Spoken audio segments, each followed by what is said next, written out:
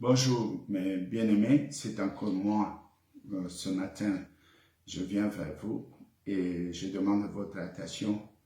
Il y a eu hier une vidéo que j'ai postée là et cette vidéo parlait de la croissance, ce qui doit suivre pour les personnes qui viennent de se convertir.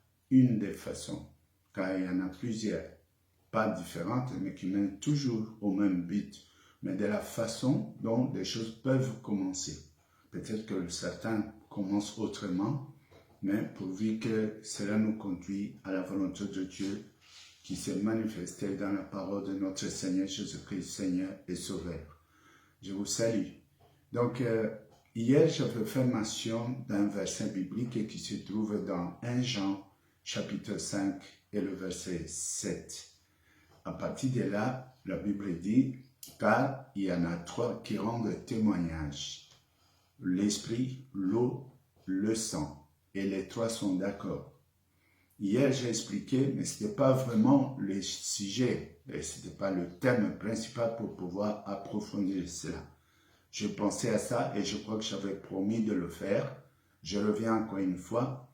La Bible va nous dire qu'il y a trois qui rendent témoignage de Dieu, qui rendent témoignage de nous, qui rendent témoignage à Christ, qui rendent témoignage à la gloire de Dieu. N'oublie pas, parlant de témoignage, Jésus nous a recommandé d'être ses témoins. Et même dans l'Ancien Testament, on parle aussi les témoins de l'Éternel, les témoins de Dieu Tout-Puissant. Ces serviteurs sont des témoins donc. Comme je disais, un jour, un théologien m'avait dit, pour être témoin, il faut avoir vécu, vu, touché, avoir vécu l'événement, avoir été sur place pour témoigner. Et lui, il disait dans le sens qu'aujourd'hui, étant donné que Christ est passé il y a 2000 ans, il ne peut plus y avoir des témoins vivants de Jésus-Christ dans le sens pour pouvoir témoigner de Christ.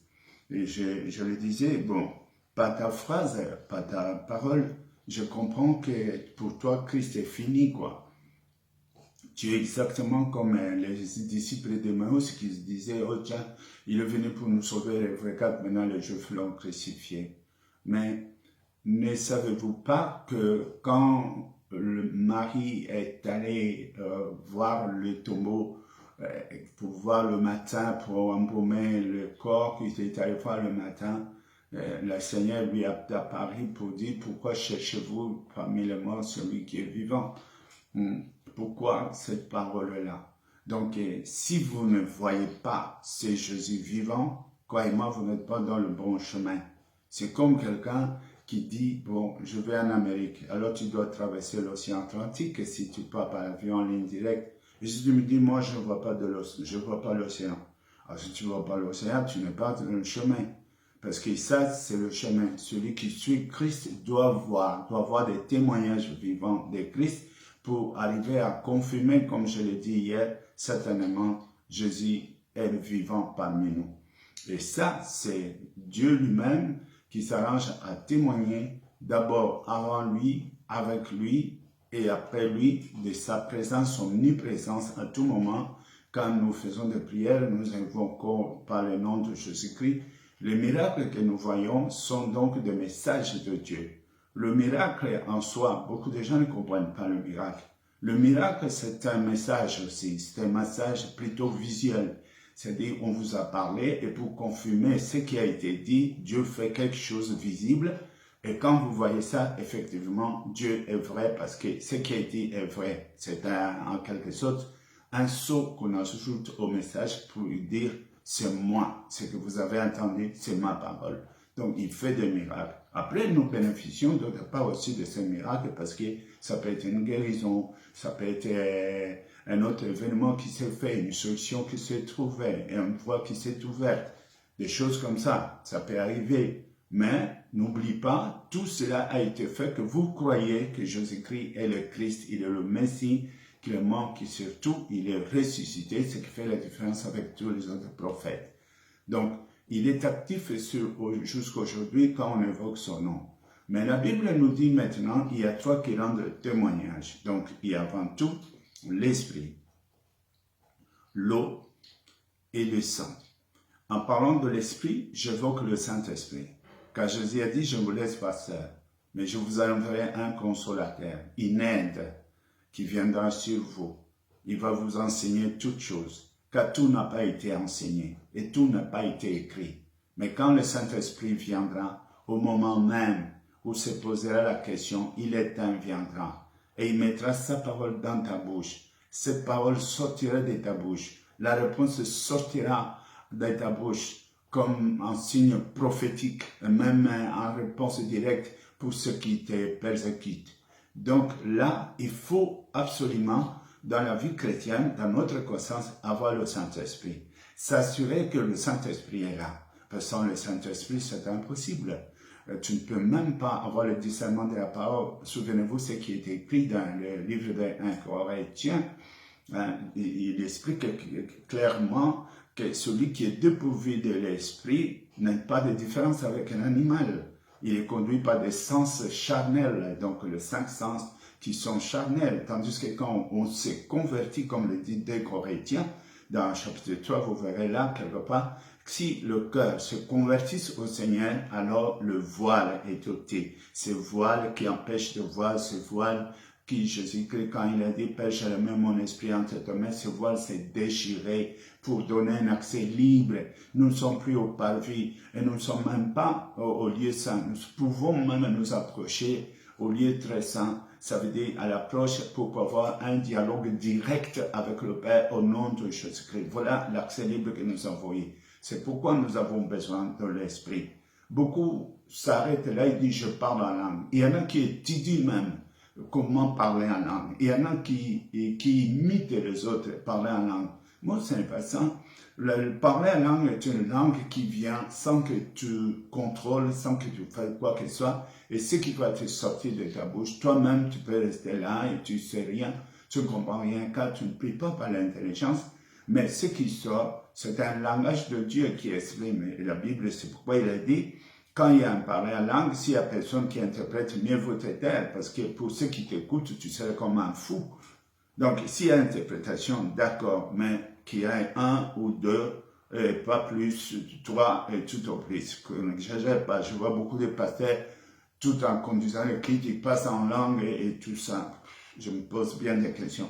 Nous sommes là pour transmettre, mais nous transmettons ce qui est de Dieu. Et si tu ne peux pas interpréter ça, pour qui tu pries, quand tu le fais pour Dieu. Et ces gens sont venus pour écouter ce que Dieu veut parler. Donc, tu vas utiliser le langage qu'ils peuvent comprendre. Comme ça, à moins qu'il y ait l'interprétation. Mais je ne pense pas. Il y en a qui prennent tous les cultes en train de faire ça. Je n'accuse pas, je ne condamne pas que le Seigneur vienne en aide. Donc, je disais donc, nous avons besoin du Saint-Esprit. Dis-toi, j'ai besoin du Saint-Esprit. Et après, on a besoin de la parole. L'eau est la parole. Dans le livre d'Éphésiens, il nous explique à partir du chapitre 5, c'est le Christ nous a lavé par l'eau de la parole.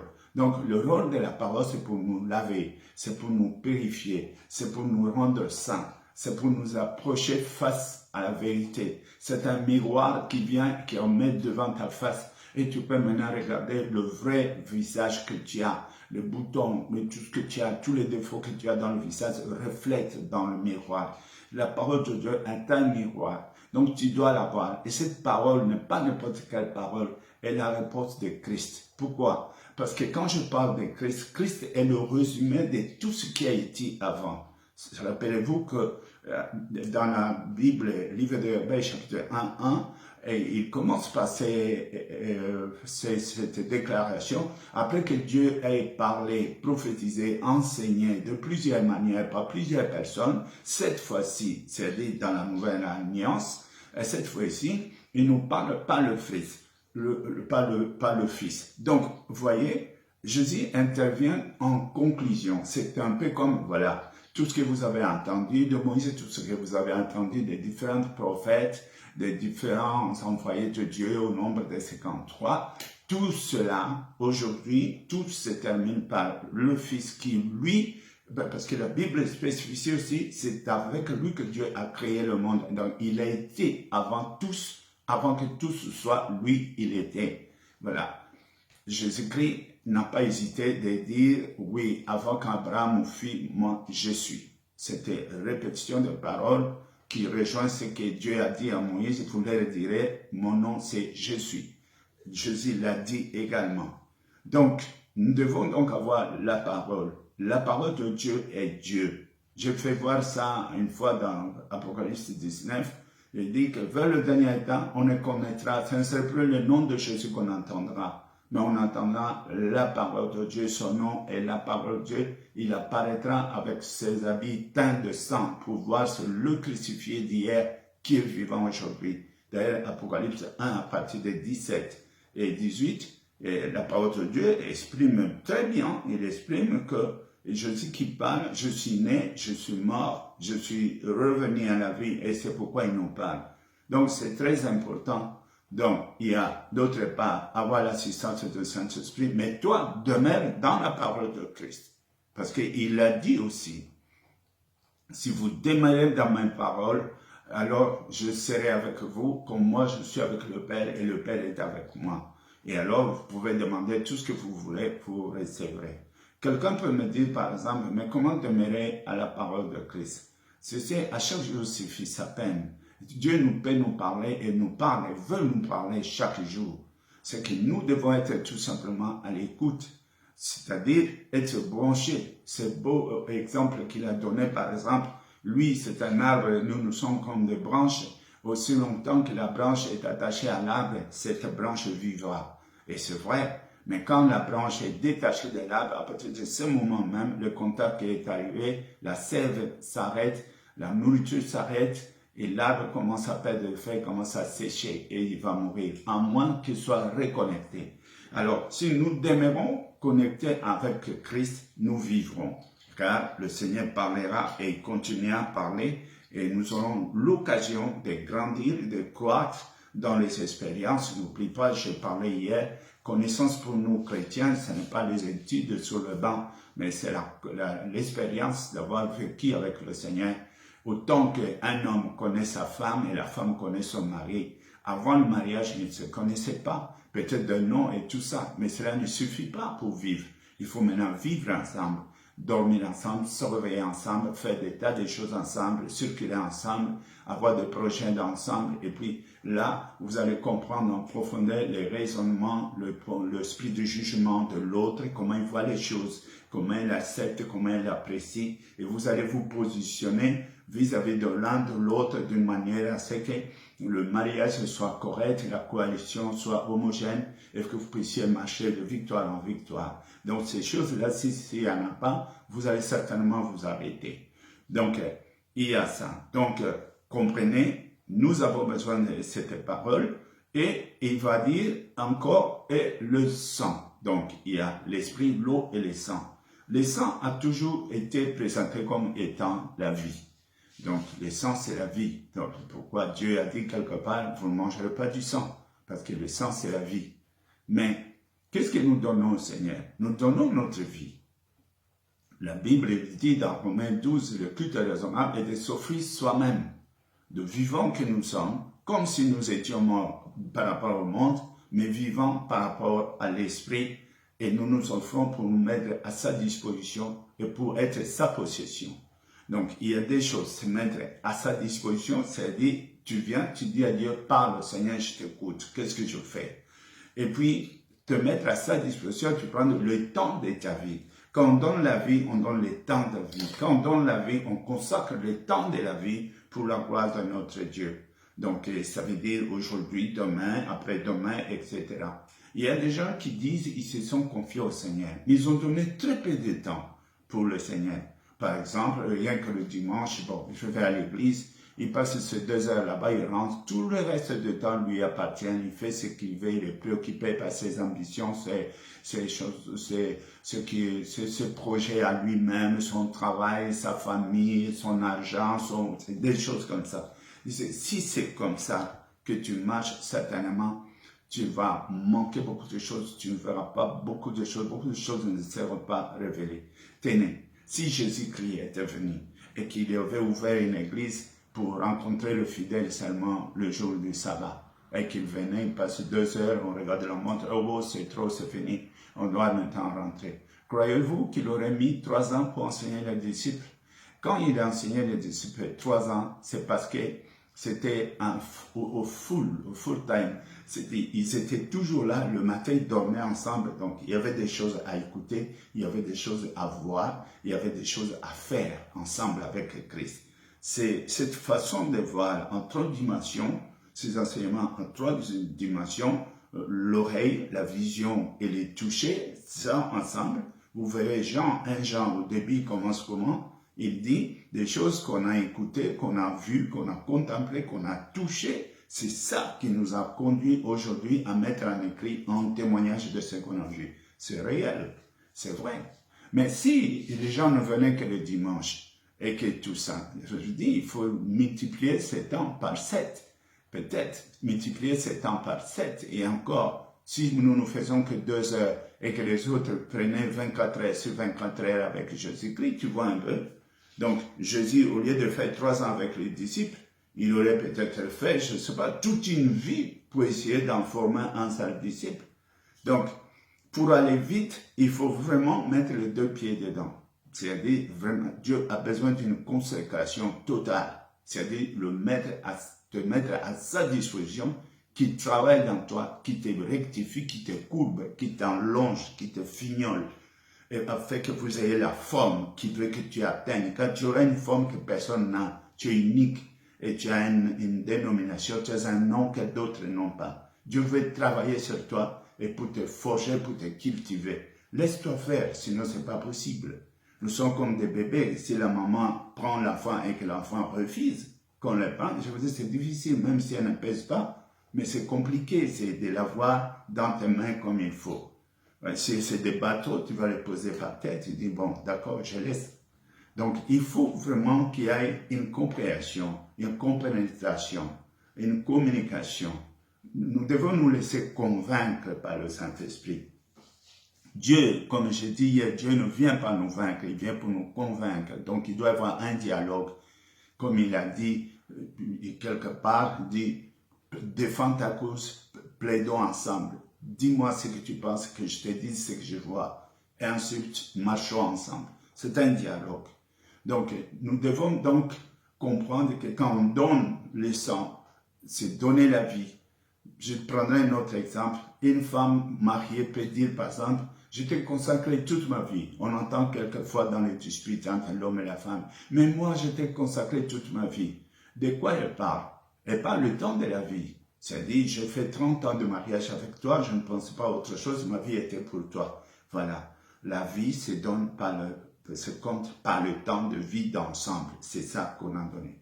Mais quand le Seigneur a dit, et le sang, parce que le sang, en donnant la vie, c'est un sacrifice. Regardez, Jésus était à la croix, c'est un sacrifice, je vous ai un tout petit peu expliqué hier. C'est un sacrifice qui s'est offert pour nous, pour que nous qui étions maudits, appelés pécheurs, qu'il a porté toutes ces accusations sur son dos, il était appelé pécheur, et Dieu a fait de lui pécheur pour nous, il a fait malédiction pour nous, afin qu'en payant le prix par le sang, nous puissions être justifiés par ces péchés qui est venu d'un seul homme, par l'injustice, par la désobéissance d'un seul. Dieu nous a conduits par la justification d'un seul juste, qui est Jésus-Christ, aujourd'hui qui nous rend libres. C'est à cause de ça que nous avons déjà, encore une fois, un accès libre auprès du Père. Nous ne sommes plus Adam après son péché. Quand Dieu venait, il allait se cacher. Mais nous, maintenant, quand Dieu vient, il nous trouve là, en Jésus-Christ. En Jésus-Christ. Sinon, ne l'oubliez pas. Car c'est en lui que nous avons cet accès libre. Qu'est-ce que je dois faire alors? Si on te dit, par exemple, voilà, Jésus est un arbre, nous sommes des branches. Qu'est-ce que je dois faire pour vivre?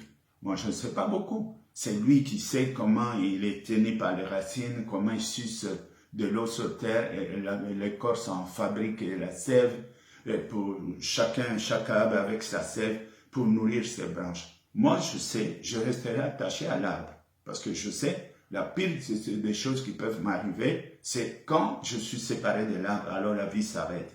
Donc, quoi qu'on me dise, qu'il pleuve, qu'il neige, qu'il fasse chaud ou froid, que les animaux viennent brouter l'herbe, qu'ils fassent tout ce qu'ils veulent. je reste attaché à l'arbre, en restant attaché à l'arbre, ça c'est ma vie.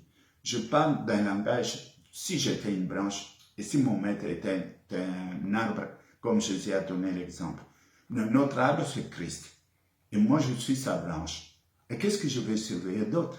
Je vais surveiller pour que je ne sois pas détaché. Je vais surveiller que je sois toujours présent, attaché à lui. Comme les apôtres et les disciples sont restés 3 années durant, ensemble avec Jésus-Christ. Ils dormaient là où ils dormaient, ils partaient là où ils partaient. Ils ont même laissé leur famille, leurs enfants et tout, car Pierre l'a dit, nous avons tout quitté. Voilà. C'est à cause de ça, les 3 années-là se sont pressées de manière à ce que l'enseignement a été très rapide. Et Jésus, dans 3 enseignements, il a créé, il a formé des semblables à lui, car le Romains chapitre 8, 29 nous parle bien de l'objectif de Dieu, c'est que nous soyons semblables à l'image de son Fils. Donc, une fois arrivé à cette image-là, regarde, dans la Bible, Jésus utilise le mot « vous êtes mes serviteurs » parce que vous le dites bien, parce que je le suis. Mais 1 an après, il dit, au 2e année, il dit « vous êtes mes amis car je vous ai tout dit ». Mais à sa résurrection,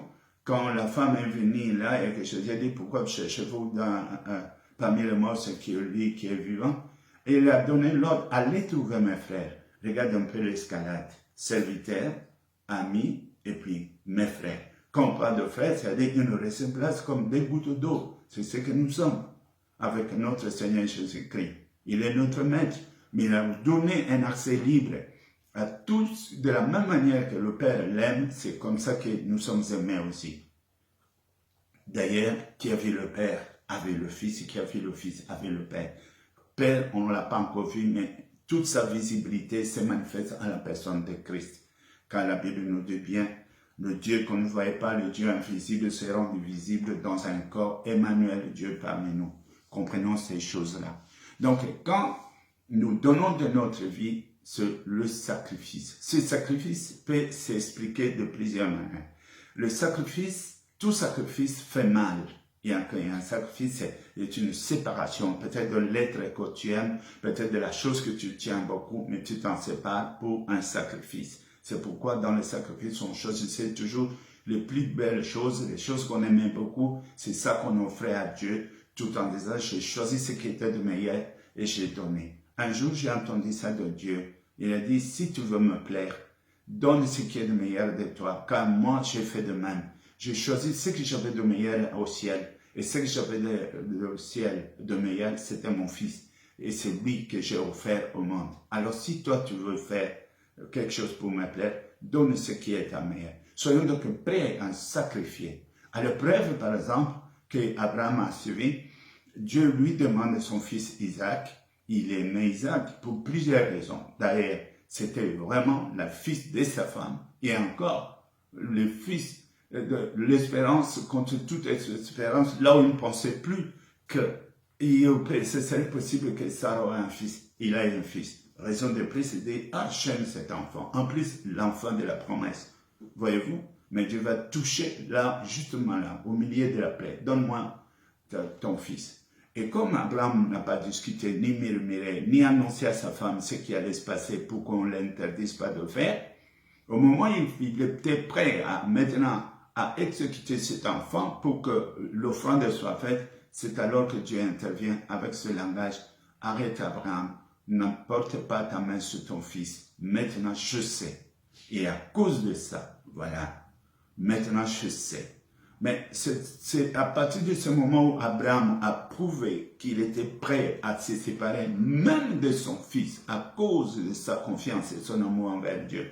Dieu a dit maintenant je sais. Mais au même moment, Dieu aussi a pris une décision. Autant qu'Abraham l'a fait, prêt à sacrifier Isaac, Dieu a dit aussi, moi aussi, mon fils mourra pour toi. Et pour Abraham et pour nous, les descendants d'Abraham, si vous avez la foi et la confiance qu'avait Abraham. Donc, si nous disons, maintenant pour mieux comprendre en récapitulant les choses, pour la vie d'un chrétien, tu as besoin, besoin de Saint-Esprit avant la parole de Dieu. Tu as besoin de Saint-Esprit. C'est lui qui va déconnecter et mettre en signification exacte en interprétation correcte de ce que tu auras entendu de la parole de Dieu. Ensuite vient la parole de Dieu. Bon, quand tu es maintenant dans la parole de Dieu, là-dedans, tu découvres que le Seigneur dit, il a besoin de toi. Tu vas découvrir qu'il y a une main tendue vers toi, que le Seigneur dit, approche-toi, approche-toi, approche-toi. Là, quand tu te seras approché, tu entendras ces paroles que les disciples ont entendues. Maintenant, suis-moi, je ferai de toi pécheur d'hommes. Regarde, c'est ça, suivez-moi, suivez-moi, suivez-moi. Quand le Seigneur dit, suivez-moi, je reviens là-dedans, attention, suivez-moi, cela veut dire, il y a une façon de dire, je peux me mettre devant les gens, je dis, suivez-moi. Alors je fais un mouvement. Vous allez me suivre en suivant le mouvement de la main. Suivez-moi. Vous pouvez vous mettre derrière moi et nous marchons. Moi j'enjambe et tu suis partout. Je vais à gauche, à droite et tu me suis. Suivez-moi. Tu écoutes la parole que moi j'enseigne et tu fais attention à ça, tu les captes. C'est une façon de suivre. Mais quand le Seigneur dit suivez-moi, ça englobe tout cela. Ça peut être un enseignement que tu dois écouter, ça doit être un geste que tu dois répliquer, ça doit être une marche, un voyage à faire quand tu dois le faire. Donc ça englobe tout cela. Le suivez-moi de Jésus-Christ a une grande signification qui peut se comprendre tout simplement en une seule phrase, la consécration. C'est-à-dire être disponible. Tu l'as accepté, mais tu te mets à sa disposition. Être ça comme un militaire qui attend que des ordres. Ton rôle, c'est de dire oui Seigneur, je le ferai, oui Seigneur. Voilà, ces expériences-là, n'est-ce pas que ça t'approche plus du Seigneur, à mieux le connaître, à comprendre son langage, à comprendre son amour, à comprendre son jugement, à comprendre sa fidélité, comment il est grand, il est large. Comment tu peux comprendre ces choses si tu ne vis pas avec lui? Maintenant, à chaque fois que tu resteras avec lui, je te dis, de la manière dont tu as dit avant, Dieu est amour, c'est pas assez. Plus que tu vis avec lui, tu manqueras un jour de mots pour décrire la grandeur de son amour. Plus que tu vis avec lui, tu manqueras un jour un mot pour décrire la puissance de sa force, sa fidélité. Toutes ces choses un jour vont t'étonner. Et je vous dis, jusqu'aujourd'hui, moi, c'est vrai, je le suis Christ il y a longtemps quand j'étais enfant, mais jusqu'aujourd'hui, j'arrête pas de m'étonner, d'admirer, de le glorifier. Oh là là, quel Dieu magnifique, avec tout ce qu'il fait, quelle fidélité, quel amour, quelle longanimité, quelle patience que ce Dieu a envers nous. Donc c'est vraiment une gratitude. Comment avoir un maître qui a patience en toi et que tu ne le sais pas? Ignorer que tu es suivi, ignorer que tu es protégé, ignorer que tu as il y a des anges sous à tel service pour te garder. Mais si tu ignores ça dans ta tête, quelle serait la différence entre toi et ceux qui n'ont pas Dieu? Vous serez les mêmes. S'il fuit, tu vas te commencer à fuir aussi, parce que toi, tu te vois seul. C'est ce que tu vas dire. Mais si tu sais qu'il est là, et tu comprends ses caractéristiques, les vertus de Dieu, tout ce qu'il a, tu ne broncheras pas. Tu vas dire, j'en ai vu d'autres, mais mon Seigneur est grand. Ah, magnifique. Tu sauras même comment prier. Regarde, un jour, j'étais arrêté par les militaires. Et la façon de prier, c'était quoi? Beaucoup de gens auraient dit, Seigneur, au nom de Jésus-Christ, je chasse ces militaires et tout ça, je ne peux plus les voir. C'est une façon de prier aussi. Et que cette façon de prier, elle convient? Mais non, même les militaires sont des enfants de Dieu. Les jours que j'ai été incarcéré par un militaire, je fais seulement une prière. Je dis, Seigneur, donne-leur l'amour, enlève la haine qu'ils ont dans leur cœur. Parsème ce cœur avec l'amour, qu'ils soient inondés de l'amour. Merci Seigneur pour ce que tu vas faire. Vous n'allez pas me croire, mais vous croyez. Je vous dis, dans une seconde, 2 secondes, 3 secondes, les militaires ont complètement changé au point où ils sont venus, ils m'ont apporté à boire, ils m'ont donné de l'argent. Je comprends pourquoi on peut me donner à boire, mais de l'argent. Ils sont là pour voler de l'argent. Et ils m'apportent l'argent, ils venaient me voler de l'argent, ils viennent me remettre à tout souriant. Ah, je dis, oh Seigneur, moi je pensais à Dieu. Ma prière était bien placée. Je ne les ai pas maudits, mais je demandais, Seigneur, remplis-les de l'amour. Et cet amour a fait son effet. Quand on aime, on est prêt à tout. Bonne Ève, tout va se passer. Donc, c'est un peu cela que nous devons comprendre. Bon, maintenant, pour garder la parole de Christ, ça c'est une autre. Quand Jésus-Christ, il a commencé son message qui finalement va être classé dans le livre de Jean, et chapitre 14, à partir du verset 1, et il commence par dire que votre cœur ne se trouble pas. Croyez en Dieu, croyez aussi en moi. Et beaucoup plus tard, il va descendre, il a dit beaucoup de choses concernant le Père. Qui m'a vu a vu le Père. Et il a dit ça à Philippe, pourquoi me demandez-vous où est le Père? Qui m'a vu a dit le Père. Ne croyez-vous pas que je suis dans le Père est en moi, et que moi je suis en lui? Mais dans la même phrase, il dirait ça pour ce qui nous concerne. Donc il dit, je serai en vous, vous en moi. Comme moi je suis avec le Père, il est avec moi. Et nous serons un. Oh, c'est grave. Imagine que tu sois un avec le Père, dans ta pauvreté, dans ton manquement. Mais tu es riche parce que tu as la même banque avec le Père et avec le Fils.